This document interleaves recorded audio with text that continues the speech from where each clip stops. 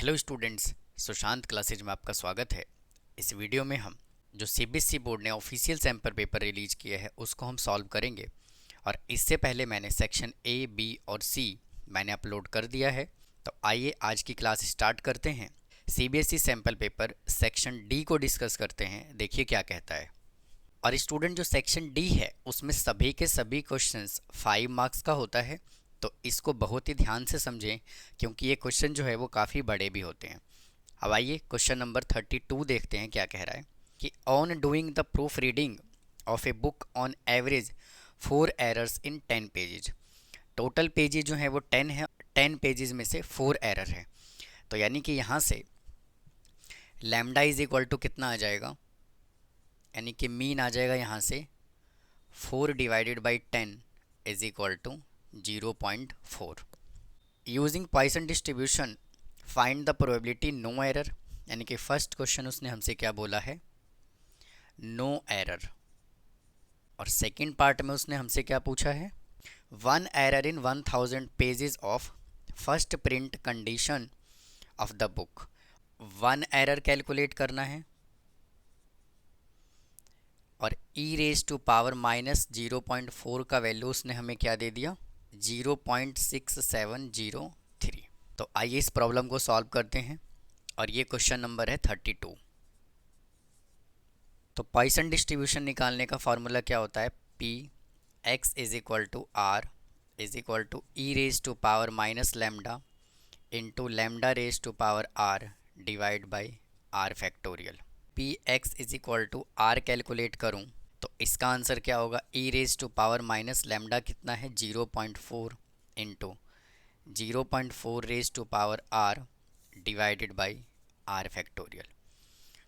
अब उसने first part में हमें क्या बोला हुआ है, एक भी एरर नहीं होना चाहिए, यानी कि P x is equal to 0 calculate करेंगे, e raise to power minus 0.4 into 0.4 raise to power 0 divide by 0 factorial.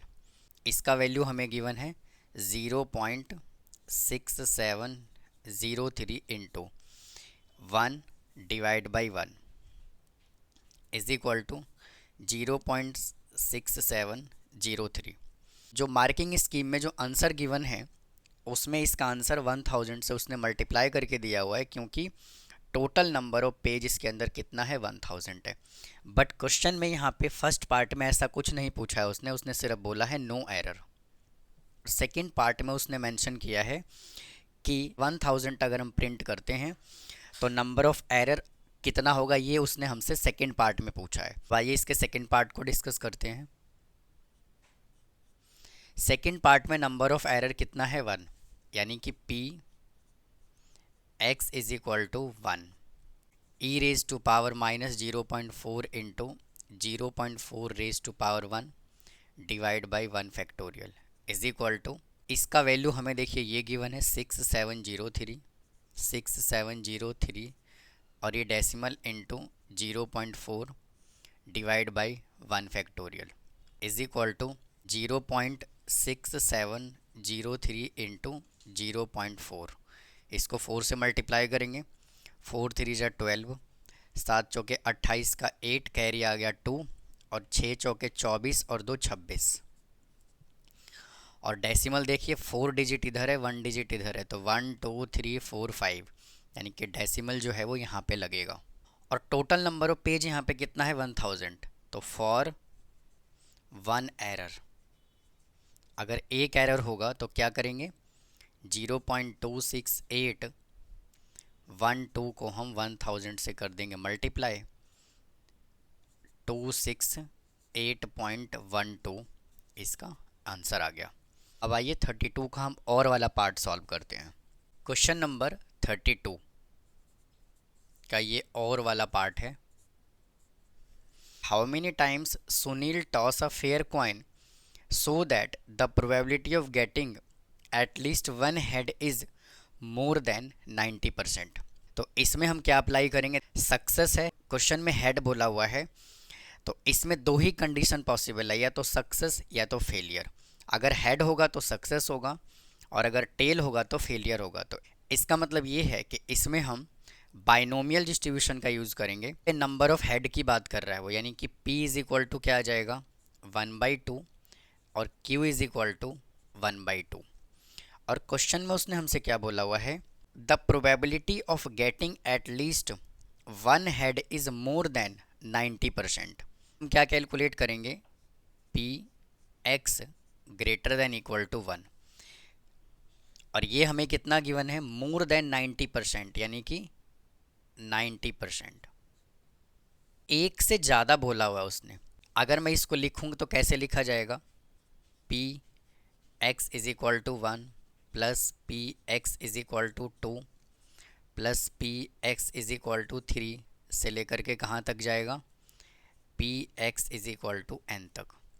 और ये जो है वो किससे ग्रेटर देन है, 90% से। तो इतना बड़ा कैलकुलेट करने की बजाय मैं क्या करता हूँ, तब 1 में से P x is equal to 0 को मैं माइनस कर देता हूँ, और ये क्या होगा, ग्रेटर देन 90%। तो 1 माइनस बाइनोमियल का क्या फार्मूला होता है, बाइनोमियल का फार्मूला होता है NCR P raise to power R into Q raise to power N minus R। ये होता है बाइनोमियल का फार्मूला। N कैलकुलेट करना है तो NC0 और P कितना है 1/2 raise to power 0, 1/2 raise to power N minus 0, ये ग्रेटर देन क्या है 90%। तो 1 माइनस NC0 होता है 1, 1/2 raise to power 0 1, 1/2 raise to power N greater than 90% को मैं लिख रहा हूँ 90/100। इससे कैंसिल हो गया, 1 को मैं उधर ले जा रहा हूँ, तो 1/2 raise to power N greater than 9/10। 1 को मैं इधर ले आता हूँ, ये नेगेटिव हो जाएगा, minus 1/2 raise to power N greater than, इसको सॉल्व करेंगे तो आ जाएगा -1/10। अब देखिए इधर भी माइनस है, इधर भी माइनस है, तो माइनस को एलिमिनेट करने के लिए मैं क्या करूँगा, -1 से कर दूंगा मल्टीप्लाई, और -1 से जब मल्टीप्लाई करते हैं तो इनइक्वालिटी का साइन हो जाता है चेंज। तो मैं क्या करूँगा, 1/2 रेज टू पावर N ये हो जाएगा लेस देन 1/10। अब देखिए इधर भी 1 है और इधर भी 1 है, न्यूमरेटर में दोनों साइड क्या है 1, तो मैं क्या करता हूँ रेसिप्रोकल कर देता हूँ। तो मैं लिख रहा हूँ 2 रेज टू पावर N, और वापस से जब हम इसका रेसिप्रोकल करेंगे तो ये वापस से इनइक्वालिटी का साइन हो जाएगा चेंज। एक बार हमने यहाँ चेंज किया क्योंकि हमने नेगेटिव का साइन रिमूव किया, अब एक बार यहाँ पे साइन चेंज होगा क्योंकि मैं इनको कर रहा हूँ रेसिप्रोकल, तो यहाँ से आ जाएगा ग्रेटर देन 10। अब n की क्या वैल्यू होनी चाहिए कि 10 से वैल्यू बड़ा आ जाए, तो देखिए अगर मैं 2 रेज टू पावर 1 लिखता हूँ तो 2 आएगा, 2 का स्क्वायर 4 होता है, 2 का क्यूब लगाता हूँ तो 8 आएगा, यानी कि 8 जो है वो 10 से क्या है, छोटा है अभी भी। और 2 रेज टू पावर 4 अगर मैं लिखता हूँ तो आएगा 16, यानी कि n की वैल्यू क्या पॉसिबल है, 4। तो n इज इक्वल टू कितना आ गया, 4। तो उम्मीद है स्टूडेंट आपको ये क्वेश्चन समझ आ रहे होंगे। अगर आपको कोई डाउट है तो प्लीज़ कमेंट बॉक्स में कमेंट करें, चैनल को सब्सक्राइब करें। अब आइए क्वेश्चन नंबर 33 देखते हैं क्या कहता है। Question number 33, a manufacturer has 3 machine 1, 2 and 3 installed in his factory. Machine 1 and 2 are capable of being operated for at most 12 hours, यानी कि मशीन 1 और 2 जो है वो ज़्यादा से ज़्यादा 12 घंटे तक ऑपरेट किया जा सकता है। The number of hours required for producing 1 unit of M and N on 3 machine are given in the following table. और ये देखिए हमें एक टेबल गिवन है, यानी कि टेबल में हमें नंबर ऑफ आवर्स दिया हुआ है रिक्वायर्ड फॉर मशीन M और N, और he makes a profit ₹600 and 400 on 1 unit of item M and N respectively, और ये हमें प्रॉफिट गिवन है। Formulate the above problem as LPP and solve the graphically to find how many units of each item be produced to maximise the profit, also find the maximum profit. ये LPP का question है, इसको कैसे solve करेंगे आइए इसको समझते हैं। Let x be the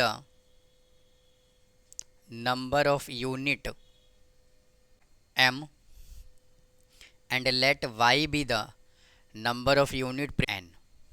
table में हमें क्या गिवन है, m और n हमें आइटम गिवन है। अगर मैं फर्स्ट मशीन की बात करूं, 1 यूनिट m प्रोड्यूस करता है और 2 यूनिट n प्रोड्यूस करता है, तो x प्लस 2y, और ज़्यादा से ज़्यादा वो कितने घंटे काम करता है, 12 घंटे।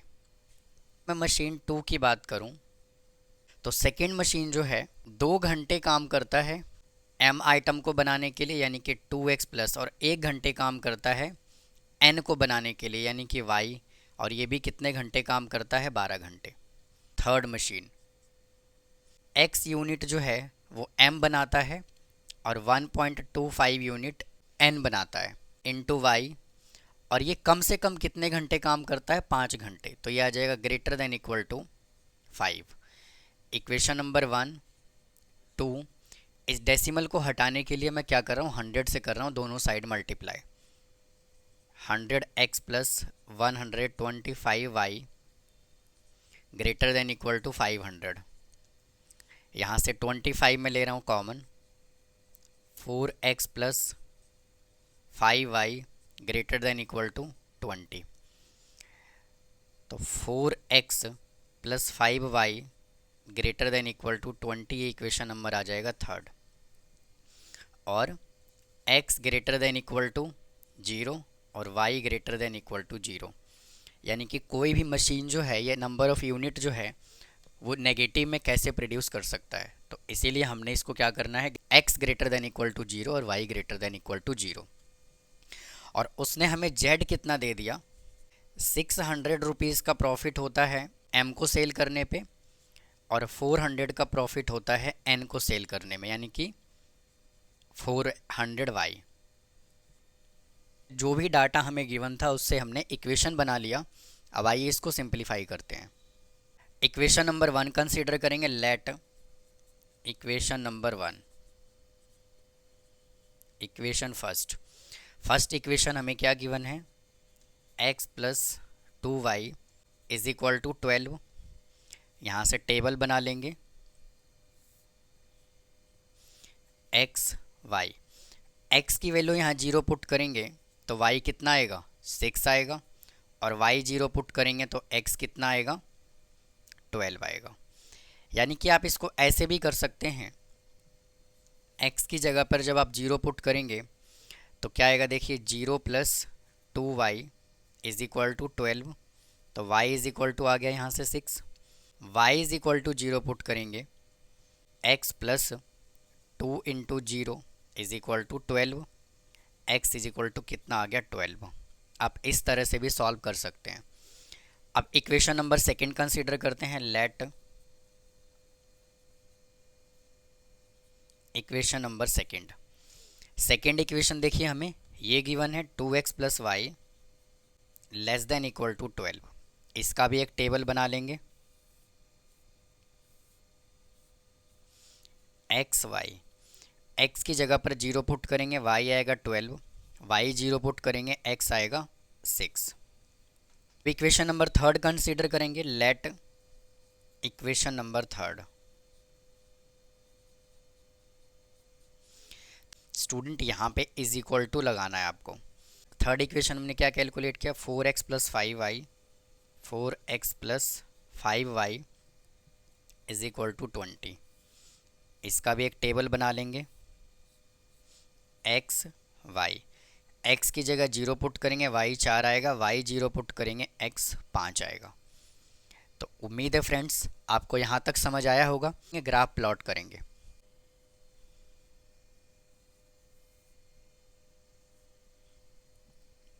ये x हो जाएगा, x dash y dash origin. सबसे बड़ा वैल्यू क्या है 12 और सबसे छोटा वैल्यू क्या है 6। तो मैं यहाँ से 2 का डिफरेंस ले लेता हूँ, 2 4 6 8 10 और 12, 2 4 6 8 10 12 और 14। ये किसी भी ग्राफ को बनाने से पहले आप इतना काम तो ज़रूर करेंगे, यानी कि x एक्सिस लिखना नहीं भूलेंगे, y एक्सिस बिल्कुल प्रॉपर लिखना है और ओरिजिन बिल्कुल प्रॉपर लिखना है। अब आइए ग्राफ को प्लॉट करते हैं। x इज इक्वल टू अगर जीरो है तो y कितना है 6, x अगर जीरो है तो y कितना है 6, ये यहाँ पे आ जाएगा। x 12 है तो y कितना है जीरो, तो ये आ जाएगा यहाँ पे ऐसे 12। अब देखिए क्या करेंगे, इसको हम इससे मिला देंगे, को ऐसे मिला दिया, और ये जो लाइन हमने बनाया है ये कौन से इक्वेशन का लाइन है, फर्स्ट इक्वेशन का। तो आप साथ साथ फर्स्ट इक्वेशन जरूर लिखेंगे, नहीं तो आप भूल जाएंगे। तो यहाँ पे क्या लिखेंगे, x plus 2y less than equal to 12 है। सेकेंड इक्वेशन क्या सॉल्व किया, x की वैल्यू 6 है और y 12 है, तो x की वैल्यू 6 ये है और y 12 ये है। तो वापस से एक लाइन ड्रॉ करेंगे, ये लाइन में देखिए ड्रॉ कर देता हूँ।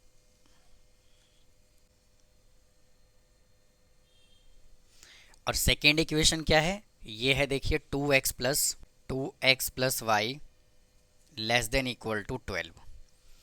अब देखिए थर्ड इक्वेशन क्या है, ये है थर्ड इक्वेशन, x की जगह 5 और y की जगह 4, ये 5 तो आ जाएगा यहाँ पर, और x 4 है तो ये आ जाएगा यहाँ पर। तो अब क्या करेंगे, इन दोनों पॉइंट को हम मिला लेंगे। तो देखिए इस पॉइंट को मैं क्या कर रहा हूँ, मिला रहा हूँ। जो दोनों लाइन है ये आपस में क्या करेगा, कट करेगा। अब थर्ड इक्वेशन क्या है, 4x plus 5y, 4x plus 5y greater than equal to 20। अब हमें इसको करना है शेड। इसको हम शेड कैसे करेंगे, हम क्या करेंगे, इस इक्वेशन को कंसीडर करेंगे और इस इक्वेशन में x और y की जगह पर 0 0 पुट करेंगे। तो यहाँ पे 0 पुट कर दिया, यहाँ पे 0 पुट कर दिया, लेस देन इक्वल टू 12। तो 0 लेस देन इक्वल टू 12, यानी कि ये कंडीशन क्या है, ट्रू है। और जब कंडीशन ट्रू होता है तो हम ओरिजिन की साइड शेड करते हैं। तो शेड ये कैसे होगा, इस तरह से इसको हम शेड करेंगे। अब इस इक्वेशन को कंसीडर करते हैं, 0 प्लस 0 पुट करेंगे ग्रेटर देन इक्वल टू 20। तो 0 ग्रेटर देन इक्वल टू 20, क्या कभी भी 0 जो है वो 20 से बड़ा हो सकता है, तो नहीं हो सकता। तो कंडीशन यहाँ पे क्या आएगा, फॉल्स आएगा। तो जब कंडीशन फॉल्स होता है तो हम ऑरिजिन के अपोजिट साइड हम शेड करते हैं, अवे द ऑरिजिन। तो इसका शेड इस तरह से होगा। अब थर्ड इक्वेशन, थर्ड लाइन देखिए ये है, तो यहाँ पे 0 प्लस 0 पुट करेंगे तो क्या आ जाएगा, less than equal to 12। 0 less than equal to 12, क्या कंडीशन ट्रू है, बिल्कुल ट्रू है। तो ये ऑरिजिन की तरफ शेड होगा, यानी कि ये जो लाइन है इसका शेड कहाँ होगा, इस तरफ। तो जब आप इस पूरे लाइन को शेड करेंगे तो देखिए ये पार्ट इसमें कॉमन आएगा। जब आप इस लाइन को कंसीडर करेंगे तो ये पूरा पार्ट ये वाला कॉमन आएगा, और इस लाइन को जब आप शेड करेंगे तो ये वाला पार्ट कॉमन आएगा। यानी कि इन सभी में ये वाला पार्ट जो है वो क्या होगा, कॉमन होगा, ये वाला पार्ट। तो ये पूरा पोर्शन जो है वो क्या हो जाएगा, शेड हो जाएगा। तो इस पॉइंट को मार्क कर देंगे तो क्या आ जाएगा, यहाँ से 0,4, ये क्या होगा 0,6, और ये पॉइंट होगा 5,0, और ये पॉइंट होगा 6,0, और ये वाला पॉइंट हमें कैलकुलेट करना पड़ेगा। यानी इस पॉइंट को कह देता हूँ A, इसको मैं कह देता हूँ B, ये कह देता हूँ C, ये पॉइंट आ गया D, और इस पॉइंट को मैं E पॉइंट अजूम कर लेता हूँ। तो E पॉइंट है, इसको कैसे कैलकुलेट करेंगे, E पॉइंट को एक लाइन तो ये है और सेकेंड लाइन जो है वो ये वाला कट कर रहा है। इस पॉइंट को एक लाइन ये कट कर रहा है जिसका इक्वेशन ये है, सेकेंड लाइन ये है जिसका इक्वेशन ये है जो कट कर रहा है।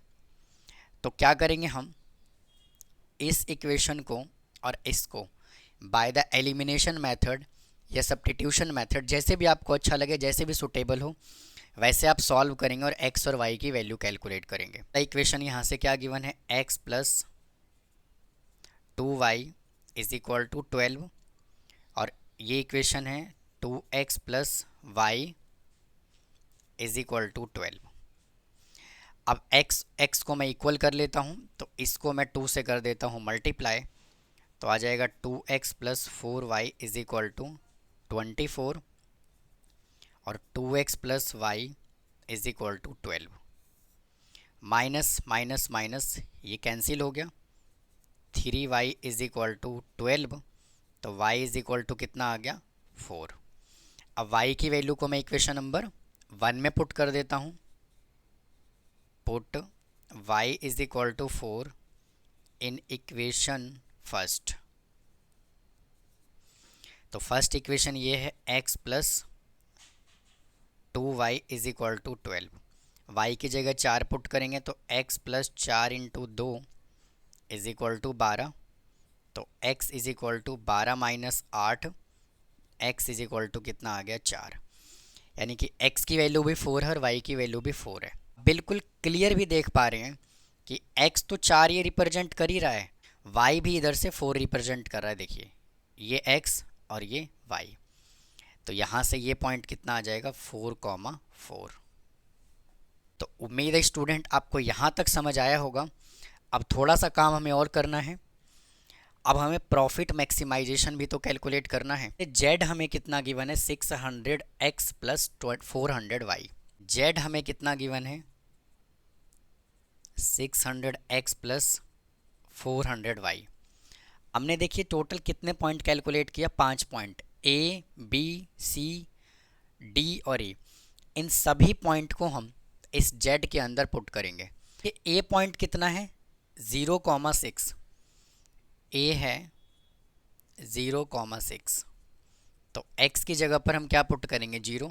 0 into 600 plus 400 into 6 is equal to कितना आ गया 2400। बी पॉइंट पुट करेंगे, बी पॉइंट क्या है 0,4 is equal to 0 into 600 plus 400 into 4 is equal to आ गया 1600। सी पॉइंट क्या है 5,0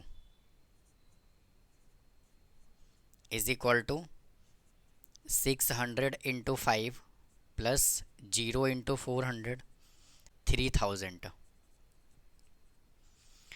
डी पॉइंट पुट करेंगे 6,0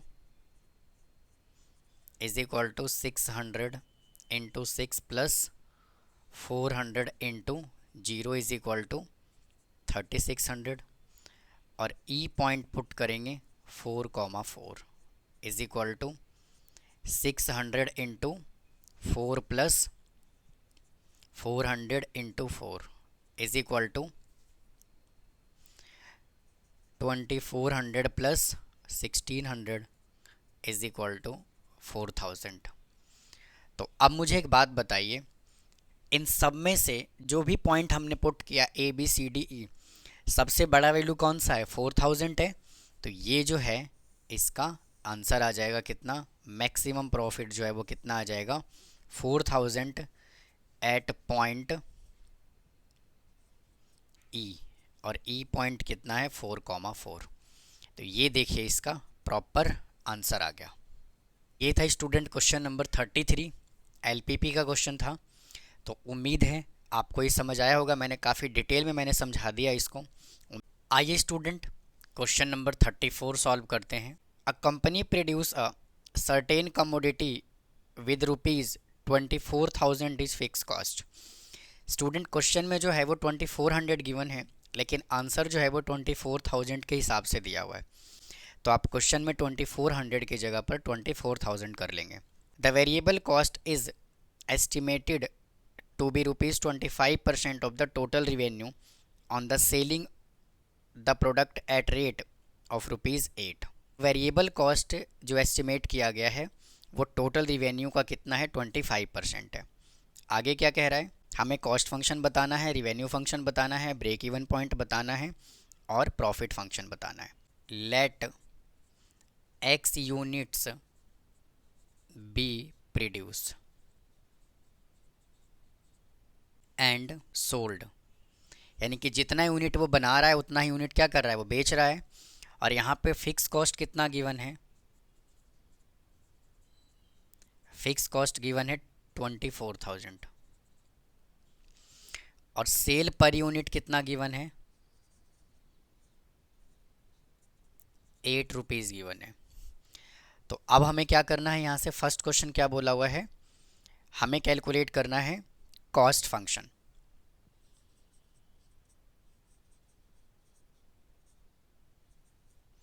यानी कि सी एक्स।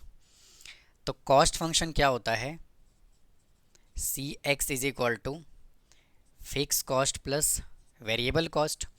और वेरिएबल कॉस्ट क्या बोला हुआ है, जो टोटल रिवेन्यू है, रिवेन्यू का 25% है। तो पहले हम क्या करते हैं, रिवेन्यू कैलकुलेट कर लेंगे। R x is equal to, revenue का फॉर्मूला क्या होता है, पी इंटू एक्स। प्राइस पर यूनिट कितना गिवन है, 8 इंटू एक्स, कितना आ गया 8x। तो यानी कि यहाँ से रिवेन्यू फंक्शन कितना आ गया 8x। और ये देखिए हमने सेकंड क्वेश्चन भी सॉल्व कर लिया। अगर मैं वेरिएबल कॉस्ट निकालूं तो क्या बोला हुआ है, रिवेन्यू कॉस्ट का 25%। रिवेन्यू हमने कितना कैलकुलेट किया 8x, यानी 8x इंटू 25 डिवाइडेड बाई 100। इसको कैंसिल करेंगे 4 पे, इसको कैंसिल करेंगे 2x आ जाएगा। तो वेरिएबल कॉस्ट कितना आ गया 2x। तो यहाँ से कॉस्ट फंक्शन कितना आ जाएगा, फिक्स कॉस्ट कितना है 24,000 और वेरिएबल कॉस्ट कितना है 2x। तो ये हमने देखिए फर्स्ट पार्ट का आंसर कैलकुलेट कर लिया और ये सेकंड पार्ट का। अब थर्ड पार्ट में हमें क्या बोला हुआ है, हमें बताना है break even point. Break even point, और ब्रेक इवन पॉइंट का मतलब क्या होता है, no profit no loss. Revenue function is equal to cost function. Revenue function हमने देखिए ये कैलकुलेट किया 8x इज इक्वल टू, और कॉस्ट फंक्शन हमने ये कैलकुलेट किया 24,000 प्लस 2x। इसको इधर ले आएंगे 24,000 minus 2x is equal to, इसका आंसर कितना आ जाएगा 6x माइनस 24,000। और थर्ड पार्ट में उसने हमसे क्या पूछा है, प्रॉफिट। तो प्रॉफिट क्या होता है, revenue function minus cost function.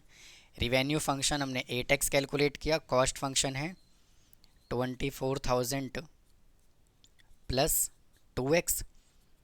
8x minus 24,000 minus 2x is equal to 6x minus 24,000। तो ये आ गया इसका प्रॉफिट फंक्शन। अब आइए क्वेश्चन नंबर 34 का हम और वाला पार्ट करते हैं। देखिए वो क्या कह रहा है, 34 का और वाला पार्ट है। देखिए क्या कह रहा है, the production manager of a company plan to include 180 square centimetre of actual printed matter in each page of a book under the production. Each page should be have 2.5 centimetre wide margin along the top, कि top से जो margin है वो कितना होना चाहिए 2.5 centimetre का, and 2 centimetre wide margin along the side, और साइड से मार्जिन कितना होना चाहिए 2 सेंटीमीटर का होना चाहिए। What are the most economical dimension of each printed page. तो हमें इसका डायमेंशन बताना है। जो प्रिंटेड मैटर होगा वो कुछ इस तरह से होगा, यानी कि इस वाले पोर्शन पे प्रिंटेड मैटर है और इसका साइज कितना गिवन है 180 स्क्वायर सेंटीमीटर। अब प्रोडक्शन मैनेजर कह रहा है कि भैया बॉटम से आपको मार्जिन छोड़ना है 2.5 सेंटीमीटर, और आपको टॉप से भी मार्जिन छोड़ना है कितना 2.5 सेंटीमीटर, और साइड से आपको मार्जिन कितना छोड़ना है 2 सेंटीमीटर, और इधर से भी छोड़ना है 2 सेंटीमीटर। तो इस तरह से इस क्वेश्चन का फिगर बनेगा। तो उम्मीद है आपको फिगर समझ आया होगा। A, B, C, D और P, Q, R और S। PQ को मैं X एजूम कर लेता हूँ और इस वाले पार्ट को मैं Y एजूम कर लेता हूँ। तो यहाँ से लेकर के यहाँ तक का लेंथ कितना होगा x प्लस 2 प्लस 2। भाई ये भी तो 2 और 2 ऐड करेंगे तो आ जाएगा x प्लस 4। और अगर मैं इस डायमेंशन की बात करूं तो कितना हो जाएगा y plus 2.5 plus 2.5 y plus 5 centimetre, और ये भी सेंटीमीटर। अब क्वेश्चन में हमें देखिए प्रिंटेड मैटर गिवन है कितना 180 स्क्वायर मीटर। तो मैं यहाँ से एज्यूम कर लेता हूँ क्या, लेट लेंथ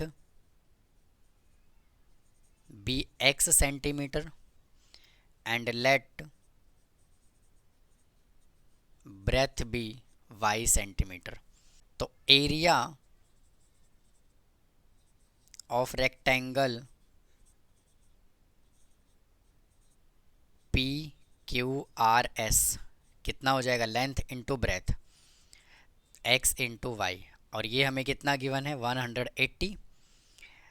तो x into Y is equal to 180, तो y इज इक्वल टू यहाँ से कितना आ गया 180 divide by x।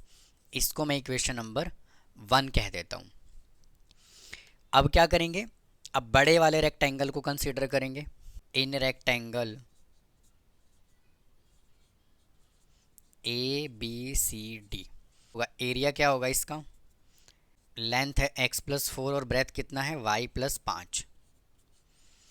a is equal to, इसको मल्टीप्लाई करेंगे x इंटू वाई, एक्स को 5 से मल्टीप्लाई कर लेंगे 5x, 4 को y से मल्टीप्लाई करेंगे 4y, और इसको इससे मल्टीप्लाई करेंगे +20। तो a is equal to, y की वैल्यू देखिए ये है, मैं यहाँ पुट कर देता हूँ। तो x into 180 divided by x plus 5x plus 4 into, और y कितना है 180 divided by x plus 20। x से x कैंसिल हो गया, a इज इक्वल टू आ गया 180 प्लस 5x प्लस, इसको मल्टीप्लाई कर देंगे 720 डिवाइड बाई x प्लस 20। इन दोनों को ऐड करेंगे 200 plus 5x plus 700 divided by x। अब हमें क्या करना है, इसका डेरिवेटिव करना है।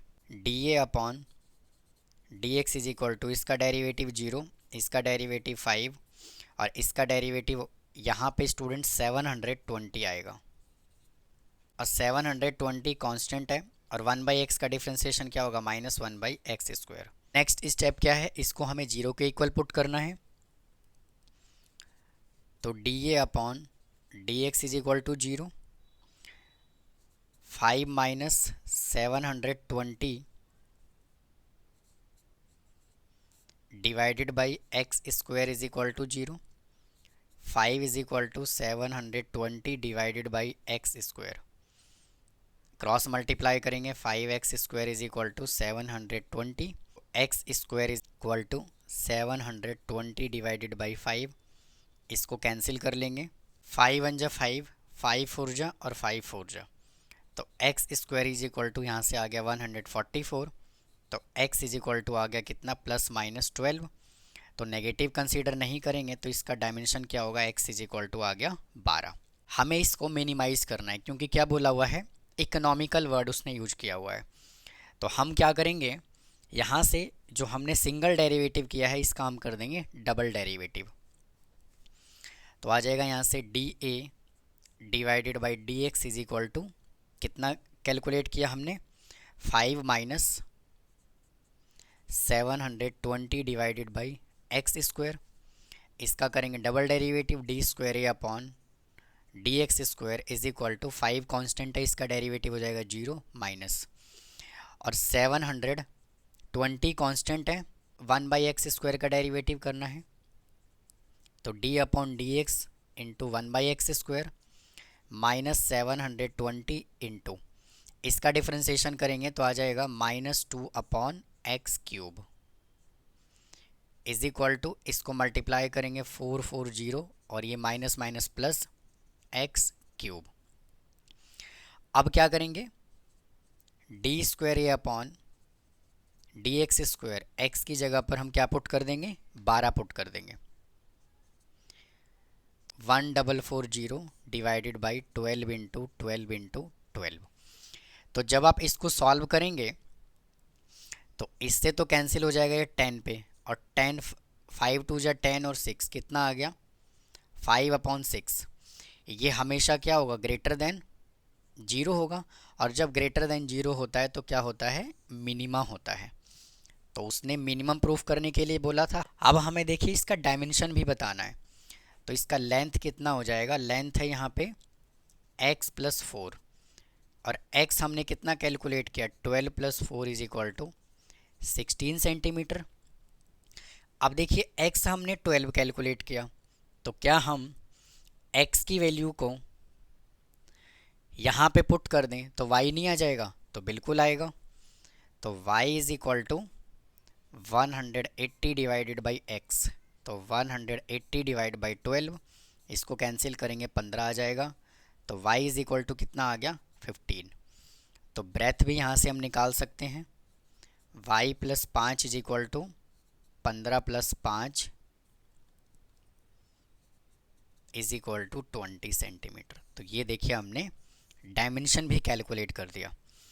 तो इस तरह से आप एप्लीकेशन ऑफ डेरिवेटिव का क्वेश्चंस सॉल्व करेंगे, पूरा अच्छे से डिटेल में लिख के सॉल्व करेंगे। अब आइए क्वेश्चन नंबर हम 35 सॉल्व करते हैं। इस सेक्शन का लास्ट क्वेश्चन क्या कह रहा है। आइए स्टूडेंट क्वेश्चन नंबर 35 सॉल्व करते हैं। देखिए क्या कह रहा है। The management committee of a welfare club decided to award some of its member से X for sincerity. Welfare club के मैनेजमेंट कमेटी ने यह डिसाइड किया कि कुछ मेंबर को वो अवार्ड करेगी, यानी कि प्राइज़ उनको देगी। फॉर सिंसियरिटी, सिंसियरिटी के लिए एक्स अजूम किया हुआ है।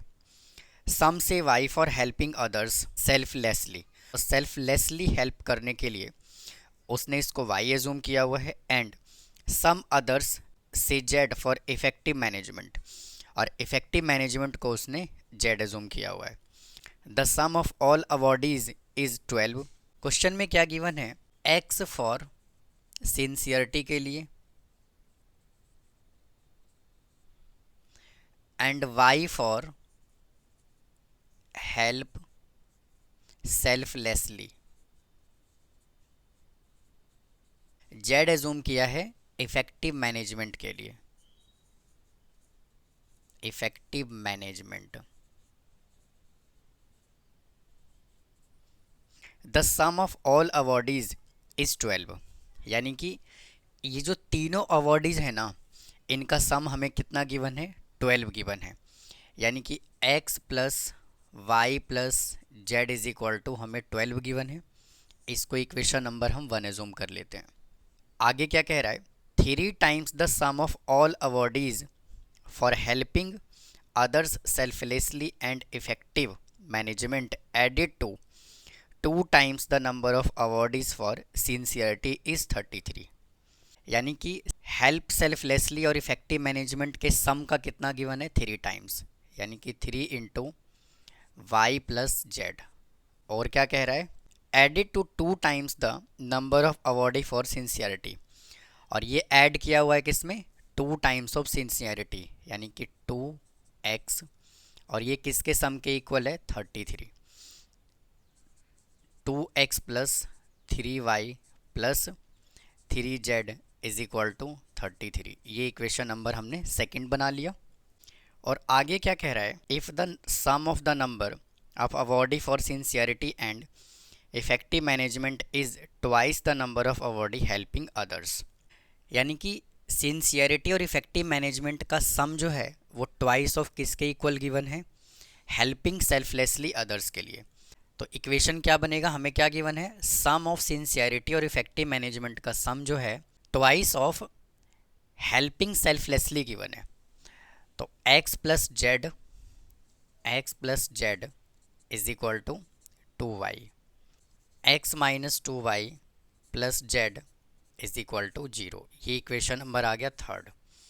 यानी कि थर्ड इक्वेशन हमें क्या गिवन था, इन दोनों का सम जो था वो हेल्पिंग सेल्फलेसली अदर्स का ट्वाइस था। तो यहाँ से हमने क्या किया, 3 इक्वेशन हमने बना लिया। आगे क्या कह रहा है, use matrix method to find the number of awardees of each category. अब हमें मैट्रिक्स मेथड का यूज करके हमें नंबर ऑफ अवॉर्डी कैलकुलेट करना है, यानी कि एक्स वाई और जेड का वैल्यू कैलकुलेट करना है। तो इक्वेशन देखिए किस फॉर्मेट में गिवन है, ये A X is equal to B given है। तो x इज इक्वल टू यहाँ से क्या आ जाएगा, ए इनवर्स इंटू बी। यानी कि मैट्रिक्स मेथड में हमें x is equal to A inverse into B calculate करना होता है। इसको आप मैट्रिक्स मेथड कह सकते हैं या फिर हम इसको एडजॉइंट मेथड भी बोलते हैं। अब हमें इन तीनों इक्वेशन से मैट्रिक्स बनाना पड़ेगा। तो आइए पहले मैट्रिक्स बना लेता हूँ। तो a इज इक्वल टू, यानी कि एक्स वाई जेड का कोफिशिएंट अब लिखेंगे 1 1 और 1, 2 3 3, 1 -2 और 1। और बी मैट्रिक्स यहाँ से क्या बनेगा, यानी कि इसका कोफिशिएंट 12 33 और 0। और एक्स मैट्रिक्स यहाँ से बनेगा एक्स वाई और जेड। कि ये किस फॉर्मेट में गिवन है, 1 1 1 2 3 3, 1 -2 1। और एक्स मैट्रिक्स है एक्स वाई जेड, और is equal to B matrix है 12 33 0। यानी कि ये जो है ये ए है और ये एक्स है और ये बी है, और बीच में क्या है, इज इक्वल टू। तो यही तो देखिए मैंने अभी आपको समझाया है। अब सबसे पहले हमें क्या करना पड़ेगा, ए इन्वर्स निकालना होगा। और ए इन्वर्स निकालने के लिए हमें पहले डिटर्मिनेंट कैलकुलेट करना पड़ेगा, उसके बाद एडजॉइंट कैलकुलेट करना पड़ेगा। हम डिटर्मिनेंट कैलकुलेट कर लेते हैं इसका। A determinant is equal to, जो मैट्रिक्स यहाँ पे हमने ए कंसिडर किया हुआ है इसको हम डिटर्मिनेंट के फॉर्म में लिखेंगे 1 1 1 2 3 3, 1 -2 और 1। A determinant is equal to, इस 1 को कंसिडर करेंगे और इस 1 से रिलेटेड ये पूरा रो और ये पूरा कॉलम डिलीट हो गया। तो यहाँ पे सबसे पहले हमें लिखना है 1 इंटू, अब देखिए ये 4 एलिमेंट बचा। तो चारों एलिमेंट को क्या करेंगे, आपस में करेंगे क्रॉस मल्टीप्लाई। 3 को 1 से मल्टीप्लाई करेंगे 3, साइन आएगा माइनस का। और -2 को 3 से मल्टीप्लाई करेंगे -6, यहाँ पे साइन आता है माइनस का, इसको मैं हटा देता हूँ। 1 को कंसिडर करेंगे और 1 से रिलेटेड ये रो और ये कॉलम डिलीट हो गया। अब यहाँ से देखिए 4 एलिमेंट बचा, 2 1 3 और 1। से पहले हमने यहाँ पे 1 लिखा, तो 2 को 1 से मल्टीप्लाई कर लेंगे 2, साइन माइनस का, और 1 को 3 से मल्टीप्लाई करेंगे 3, यहाँ पे साइन आता है प्लस का। अब ये 1 से रिलेटेड ये पूरा रो और ये पूरा कॉलम डिलीट हो गया। अब यहाँ से क्या बचा है, 4 एलिमेंट। तो 2 को -2 से मल्टीप्लाई करेंगे -4, साइन माइनस का, और 3 को 1 से मल्टीप्लाई करेंगे 3। तो A determinant is equal to 3 + 6 -1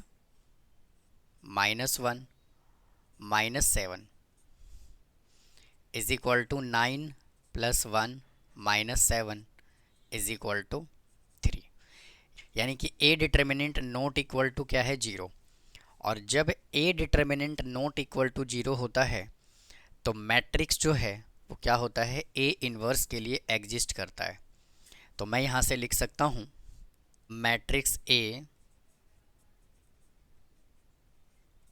exist for A inverse. और ए इन्वर्स कैलकुलेट करने के लिए हमें सबसे पहले क्या करना पड़ेगा, हमें इसका एडजॉइंट कैलकुलेट करना होगा। और एडजॉइंट कैलकुलेट करने से पहले हम कोफैक्टर कैलकुलेट करेंगे।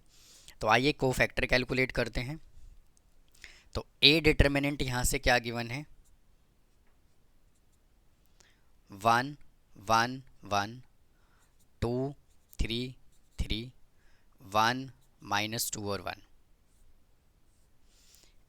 इसका हमें कोफैक्टर कैलकुलेट करना है। मैं एक मैट्रिक्स और लिखता हूँ, A11 A12 A13 A21 A22 A23 A31 A32 और A33। इसके पैरेलल मैंने एक डिटर्मिनेंट और लिखा। और देखिए होता क्या है कोफैक्टर में, ये वाला एलिमेंट, ये एलिमेंट, ये एलिमेंट और ये एलिमेंट, ये चारों एलिमेंट क्या होता है, नेगेटिव होता है। कोफैक्टर कैलकुलेट करते हैं।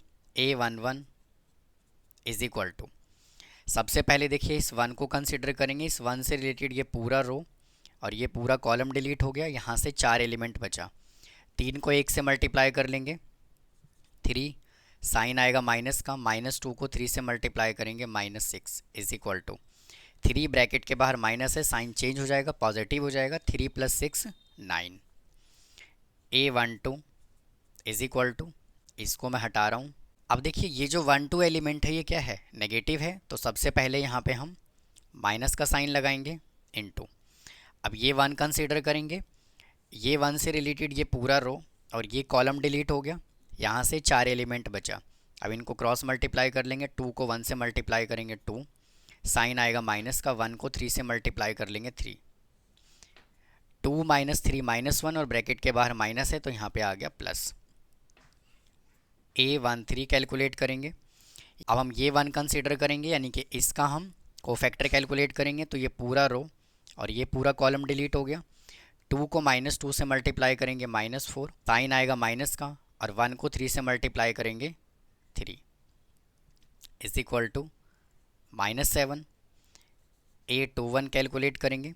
और देखिए ये एलिमेंट जो है वो क्या है, नेगेटिव है। तो यहाँ पे साइन आएगा माइनस का और इसको मैं हटा देता हूँ। 2 का हम कोफैक्टर कैलकुलेट करेंगे। तो इससे रिलेटेड ये रो और ये कॉलम डिलीट हो गया। यहाँ से 4 एलिमेंट बचा, ये और ये। तो 1 को 1 से मल्टीप्लाई करेंगे 1, साइन आएगा माइनस का। -2 को 1 से मल्टीप्लाई कर लेंगे -2 इज इक्वल टू 1 + 2, ब्रैकेट के बाहर माइनस है, साइन पॉजिटिव हो जाएगा। 1 + 2 3 और ये माइनस का है तो इधर आ जाएगा -3। A22 कैलकुलेट करेंगे। अब देखिए 3 है यहाँ पे, तो इस 3 से रिलेटेड ये रो और ये कॉलम डिलीट हो जाएगा। यहाँ से 4 एलिमेंट बचा, 1 1 1 और ये 1। तो 1 को 1 से मल्टीप्लाई कर लेंगे 1 और इसको इससे मल्टीप्लाई करेंगे -1, तो क्या आ गया यहाँ से 0। A23 कैलकुलेट करेंगे। अब देखिए 2 3 एलिमेंट जो है वो यहाँ पे क्या है, नेगेटिव। तो पहले माइनस का साइन लगाएंगे और इस एलिमेंट का हम कोफैक्टर कैलकुलेट करेंगे। तो इससे रिलेटेड ये रो और ये कॉलम डिलीट हो गया। अब ये 4 एलिमेंट बचा। तो 1 को -2 से मल्टीप्लाई करेंगे -2 और 1 को 1 से मल्टीप्लाई करेंगे ये -1 इज इक्वल टू -3 -1 +3 आ गया। अब कैलकुलेट करेंगे A31 इज इक्वल टू, यहाँ पे क्या है 1। तो ये देखिए इससे रिलेटेड ये पूरा रो और ये पूरा कॉलम डिलीट हो गया। यहाँ से ही 4 एलिमेंट बचा। क्रॉस मल्टीप्लाई करेंगे। 3 को 1 से मल्टीप्लाई कर लेंगे 3, साइन आएगा माइनस का। 3 को 1 से मल्टीप्लाई करेंगे -3 is equal to 0। A32 is equal to, इसको मैं हटा रहा हूँ। अब देखिए यहाँ पे क्या है, नेगेटिव आएगा।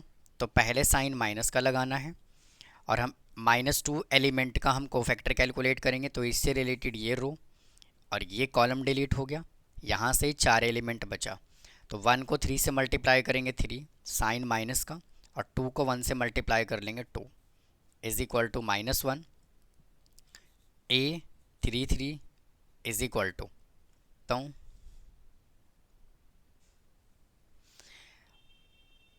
1 का हम कोफैक्टर कैलकुलेट करेंगे। तो इस 1 से रिलेटेड ये रो और ये कॉलम डिलीट हो गया। यहाँ से 4 एलिमेंट बचा। तो 1 को 3 से मल्टीप्लाई करेंगे 3, साइन माइनस का। और 2 को 1 से मल्टीप्लाई करेंगे 2 is equal to 1। Cofactor calculate कर लिया। अब इसका क्या करेंगे, मैट्रिक्स बना लेंगे। Cofactor of matrix A is equal to 9 1 -7, 9 1 -7, -303, -303 और 0 -1 1, 0 -1 और 1। अब हमें क्या करना होगा, सबसे पहले इसका एडजॉइंट कैलकुलेट करना पड़ेगा। तो adjoint A is equal to cofactor of matrix A, इसका हम क्या करते हैं, ट्रांसपोज करते हैं। तो adjoint A is equal to 9 1 minus 7 minus 3 0 3 0 minus 1 1, इसका हमें करना है ट्रांसपोज इज इक्वल टू।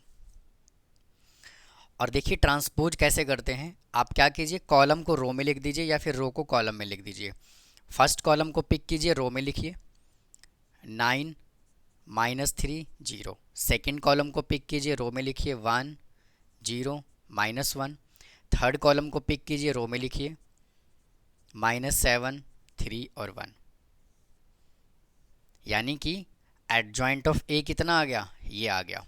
और ए इनवर्स का क्या फार्मूला होता है, A inverse is equal to adjoint A divided by determinant of A.